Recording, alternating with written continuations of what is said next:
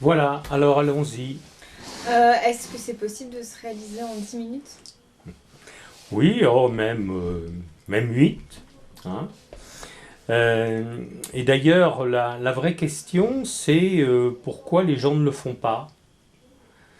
C'est ce qu'on appelle la réalisation instantanée. Donc, si je veux bien comprendre que je suis celui qui perçoit, et que tout ce qui est perçu est objet de perception, donc dans les objets de perception vont entrer le corps et les pensées, eh bien, instantanément, je suis libre.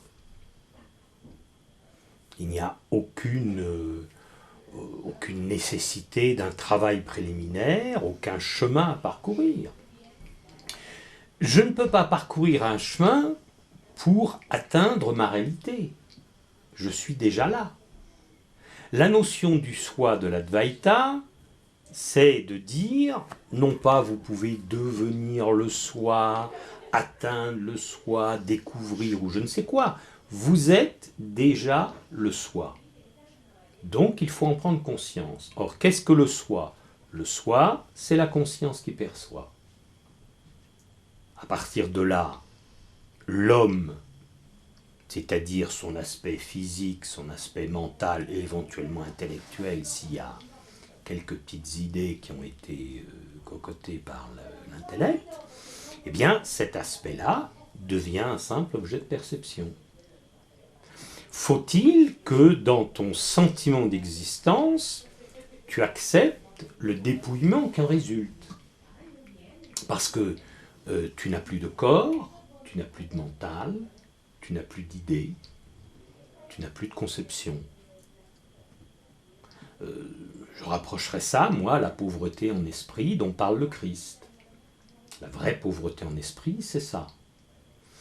Bon, alors, est-ce que c'est terrible à accepter? Moi, je ne pense pas, parce que les conceptions, les idées humaines, bon, bah, tout ça, c'est pas transcendant, si tu veux. Bon. Le mental, avec ses petites pensées répétitives, obsessionnelles, est assez nul. Le corps, bon, bah, le corps, il est ce qu'il est, mais il n'y en a pas pour longtemps, hein, ça ne dure pas longtemps. Bon. Donc toute cette histoire-là devient pour moi un objet de perception. Et si ça devient réellement un objet de perception, ma sensation d'indépendance, de liberté par rapport à tout ça, vient automatiquement. Moi, je pense qu'il y a beaucoup de gens qui ont une résistance interne vis-à-vis de la possibilité d'une réalisation instantanée. Alors on leur dit, ils lisent ça, ils trouvent ça très bien, mais ils ne se comportent pas comme si vraiment c'était possible instantanément. Pourquoi? Eh bien parce qu'il y a des résistances. Justement, je parlais du dépouillement, donc il y a probablement des aspects dans l'homme qui n'ont pas envie d'être dépouillés. Hein? Est-ce que c'est lié avec le désir? Dans le sens où... Bah, le désir, c'est-à-dire que il n'y a même pas de l'effort à faire pour qu'il n'y ait plus de désir. Parce que s'il y avait un effort à faire, par exemple, pour se détacher, ça prouve qu'on s'imagine être impliqué. Je ne peux pas me détacher, puisque je ne peux pas avoir d'attachement. La conscience ne peut pas s'attacher. La conscience n'a pas de mental, n'a pas de main pour saisir. Donc la possibilité de l'attachement est impossible. Donc c'est l'oubli en fait le vrai problème. C'est l'oubli de sa nature. Alors après, il y a d'abord la compréhension instantanée, et puis après, il y aura bien sûr le fait que ça peut être vécu pendant 10 minutes, un quart d'heure, une heure, et puis oublié ensuite. Donc ça, c'est toute la question avec les gens qui confondent le moment d'éveil qu'ils ont, où ils réalisent ça, de façon effective, et puis le vécu constant. Voilà. Et là, il faut faire attention à ne pas se délivrer un espèce de pseudo-diplôme de réalisation, parce que, ah ben ça y est, j'ai compris, j'ai vécu ça. Bon, ça peut-être que le vécu était tout à fait authentique, il n'y a pas à discuter, mais est-ce que ça se maintient? Mais c'est deux choses différentes. Hein. Donc si nous parlons de la possibilité d'accéder à l'éveil ou au vécu en tant que soi, oui, 10 minutes sont largement suffisantes. Bon, je ne vais pas dire maintenant que ça sera constant ensuite. C'est justement la grande différence avec des cas comme Ramana, où lui, il est adolescent, il se met sur le sol, il imagine qu'il est mort, etc.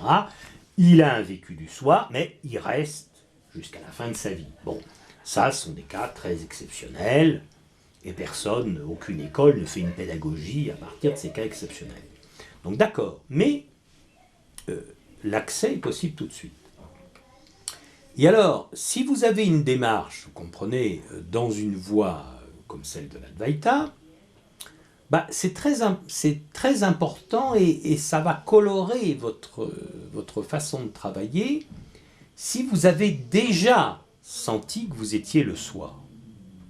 Parce que entre travailler, je veux dire par travailler, je veux dire pratiquer la méditation, quelques rites, s'efforcer à suivre des règles de vie, tout ça, bon, le travail spirituel en général, si ce travail spirituel est effectué pour obtenir le vécu du soi, bah on comprend bien que la perspective n'est pas identique que si le vécu du soi a déjà été obtenu pendant au moins un moment et que l'on cherche les moyens pour le maintenir. La perspective n'est pas la même. Et si ça fait déjà un certain temps que vous êtes dans cette démarche et que vous n'avez pas encore un senti du soi, un vécu, bien très probablement vous y prenez mal. Voilà. Vous y prenez mal, vous êtes la proie du mental qui complique les choses. Voilà. Parce que sentir que je suis le témoin, que je perçois, il n'y a rien de plus simple. À l'instant même, est-ce que quelqu'un peut nier le fait qu'il perçoit? Toute personne qui voudrait nier je suis en train de percevoir, l'instant présent, se lancerait dans une théorie bizarre, alambiquée et complètement fausse. Donc il y a une évidence, je perçois. Bien, tirons toutes les conclusions, toutes les conséquences de je perçois. Puisque je perçois, tout le perçu m'est étranger. Alors, ce qu'on appelle la libération, ça y est, elle est obtenue. Puisque si tout le perçu m'est étranger, il ne peut y avoir d'emprisonnement existentiel dans le temps, l'espace, le corps, le mental, tout ce que vous voulez, que dans le perçu. Donc, il n'y avait pas de réel emprisonnement. Il y avait l'illusion d'un emprisonnement, et la façon de se libérer de cette illusion, c'est pas d'essayer de modifier le scénario de l'illusion. La façon de se libérer de l'illusion, c'est de faire ce mouvement de recul où je réalise que je suis en dehors. Je ne suis pas dans le scénario de la vie humaine. Je n'ai jamais été dedans. Je suis la conscience qui perçoit la vie de ce petit homme, et donc je ne peux pas être dedans. Même si je le voulais, je ne pourrais pas entrer. C'est comme vous regardez la télévision, vous ne pouvez pas entrer dans le film qui se déroule. C'est pas possible. Vous êtes étranger à ça. Maintenant, ça se voit dans le cas des enfants, certains commencent à confondre et prennent peur quand il y a un gros monstre dans le film qui court après la petite fille. Bon, d'accord. Il n'y a qu'une chose à dire. Bon, écoute, calme-toi, on est ensemble sur le canapé du salon, tout va bien. Tu n'es pas dedans. Et donc, c'est la même chose qu'on a à dire aux gens. Vous n'êtes pas dedans, tout va bien. Ça vous est extérieur.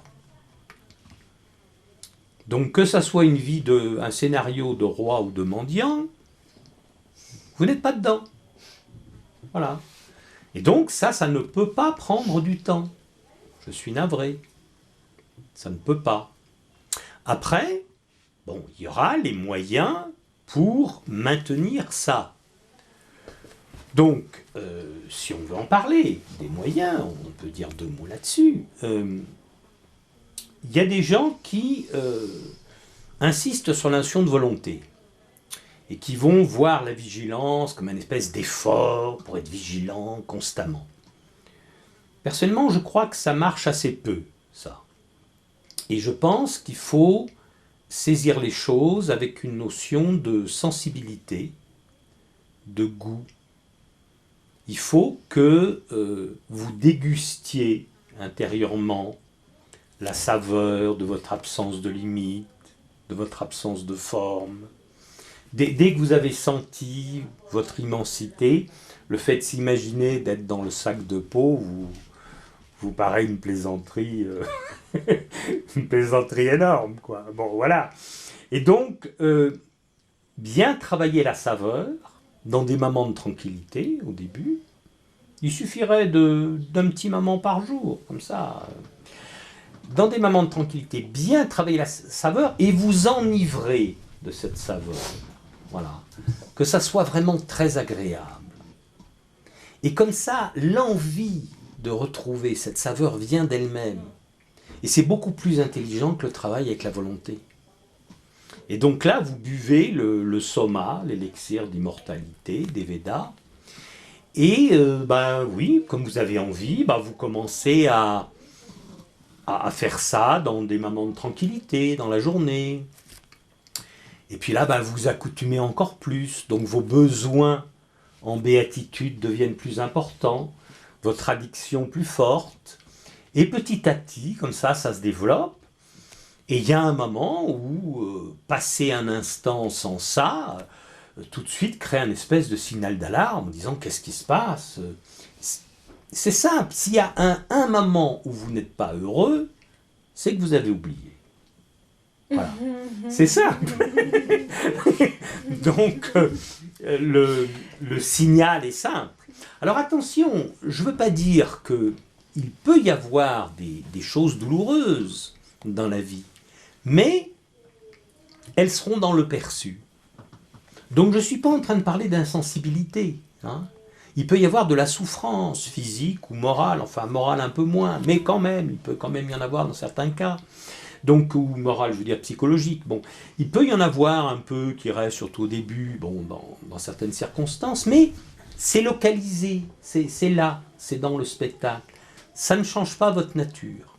Et même des fois, ça renforce votre sensation de béatitude. Ça la renforce par contraste. Tu comprends ? C'est comme par exemple la notion du silence et tout.